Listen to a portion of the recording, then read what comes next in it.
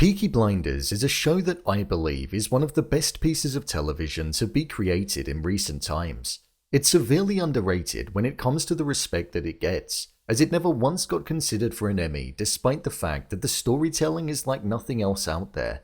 One moment that occurred that topped many others within the series occurred in the season 4 finale, where Peaky Blinders really showcased to us how intelligent the writers were and how much we as the audience get played just as much as the antagonists in the show do. So with that, I thought I'd break down and explain this specific moment and why it was a game changer for the show. So let's get into it. Here is how Peaky Blinders pulled off the perfect twist. Just to let you know, this video will contain spoilers. Season 4 of the show was most definitely one of the more hostile times within the entirety of the Peaky Blinders. We had John, one of the main characters, being killed off in the first episode by the Italian mafia, who had come to seek revenge on the killing of Luca Changretta's father that took place a couple of seasons earlier. Polly had drifted far away from the family due to the devastation that was coming at the hands of Tommy Shelby and the fact that she was on the verge of death in the season 3 finale. Plus, we had Arthur, who had never truly been able to get over the death of his younger brother, and swore to seek revenge on Luca Changretta for the claiming of his life.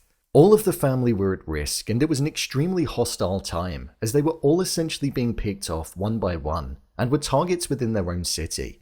This hit its peak when we were set to essentially watch David and Goliath fight, Abraham Gold's son versus Alfie Solomon's fighter. It was here where we as the audience were led to believe that Arthur Shelby was killed whilst trying to take out one of Changretta's men.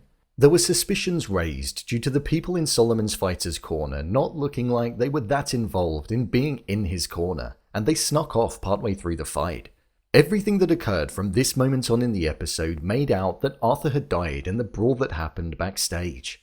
The reactions from the family members were raw, real. There was a funeral that was done in the exact same way as what we saw when John died only a few episodes prior to that, and we saw everybody in the family mourning him. It was extremely believable and realistic that they would make such a bold move because we saw that the creators of the show weren't afraid to kill off main characters, as we'd seen in the past with John, Grace, and Freddie Thorne. However, as the episode went on, we saw a deal get made between Changretta and the Shelbys following Arthur's apparent death. Tommy was set to sign all of his businesses over to the Changrettas to stop the further death occurring. It was here though where we saw that it was in fact the biggest bluff of them all. Arthur hadn't actually been killed. Tommy found him just in time after the fight, and he told Polly and Linda that he was still alive, but everybody else was deliberately told otherwise and made to believe that he was no more. This was so that the deal could get put in place and the Shelbys could essentially fight with their head and outsmart Changretta. At this moment in time, we as the audience were just as clueless as what the rest of the family were. Arthur was only known to be dead for around 20 minutes of the episode, but when I think back on that season, it felt like he was gone for a couple of episodes. The creators made his death feel extremely real and created the perfect pathway for his return and for the twist to land with impact. All Arthur Shelby wanted was to seek revenge for the death of his brother, just as Luca Changretta did for the death of his father. So their intentions were the exact same. When the reveal of Arthur Shelby walking in the room happened, this occurred only moments after we witnessed the first twist of the finale, which ultimately meant that Arthur walking in and being alive hit with way more impact. We were lured into a false sense of security in thinking that the game was won because Tommy Shelby had essentially reached out to Luca Changretta's enemies in the States, and they were prepared to take his territory. As well as that, due to the killing of all of Changretta's blood relatives that he had with him in Birmingham, it essentially meant that the men that he had working for him were only paid men, and were doing it for the money, rather than the name of the family and loyalty. So we saw them all essentially turn on Changretta due to Tommy Shelby essentially arranging new orders for them and providing a higher bidder. So it felt like the game was over and the episode had essentially reached its peak. And even here, with Tommy winning in a fight against Luca, it felt like the climax had already happened. Only it hadn't.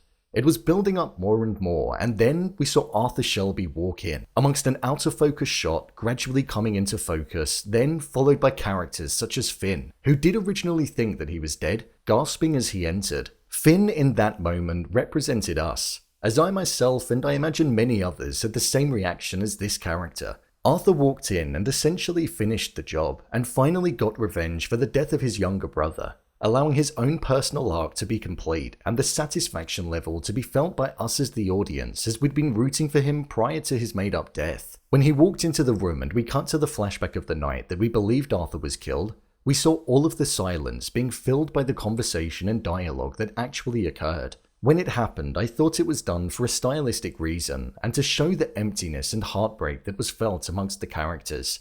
But it turned out that they did it that way because they were actually covering up key parts of what was set to be one of the biggest twists in the show's history. The deception that we were dealt as viewers in that moment, along with the double bluffing, the climax that was set just before Arthur walking in, allowing it to land with even more impact, as well as placing it in a season where we witnessed another brother being killed, made it the perfect time for this moment to occur and have the strongest effect that it could possibly ever have. The 5.5 episodes of pre-work was laid down in order for this moment to hit, and it most certainly did. If this had have occurred in a different season of the show, I don't feel it would have worked as well as what it did. The conflict in the family, the turbulent mindset that Arthur was in that point of the show, along with the drive, passion, hunger, and ruthlessness that was still present within the Peaky Blinders at that time, was what made this moment so good and feel extremely natural when it occurred. It wasn't shoehorned in. You could see exactly how it happened, why it happened, and it was explained to us well during the episode too, so there were no burning questions that were left. A climax of a season finale of a show often occurs in the closing moments of it. However, this occurred just after halfway through with 20 minutes to go, allowing us to settle with the realization that Arthur was still alive, and we also got to see them all sat around together, complete, with the understanding that all is as it seemed for the time being. This show has pulled off many other twists and bold moves in the past, with the killing off of characters that are important to the show, the absolute demolishing of a well-oiled plan which causes chaos and devastation to the whole family like we saw in Season 5, but the twist that occurred in this moment in the Season 4 finale was something that has stayed with me for a long time after witnessing it for the first time. It was beautifully orchestrated by the writers in the show, and it didn't only lure us into a position where we believed that we'd lost another key person in the Peaky Blinders, but the characters in the show also believed it too, making us just as vulnerable as what they were for the first time in the show's history. Season 4 is most certainly one of the better seasons of the show, and this was a perfect moment in a near-on perfect season, and it was a twist like no other that I'd seen before, getting delivered as cleanly as it could be, with the most believability and impact that it could possibly have. So, there you have it, how Peaky Blinders pulled off the perfect twist. If you want to see more videos such as endings explained, theories and predictions, and character breakdowns, then click on the I button, or alternatively you can head over to my channel where you'll find them all. If you'd like to give me a show or movie that you'd like me to review, then head over to my Twitter, @BrainPilot_, and tweet me what show or movie you'd like me to review next. And finally, if you'd like to see what I rate the latest movies that don't quite make the cut to getting a dedicated video, then head over to my Letterboxd profile. It's where I rate the latest releases in real time. What's your favourite season of the Peaky Blinders? Leave a comment down below, and don't forget to subscribe. I'll see you next time.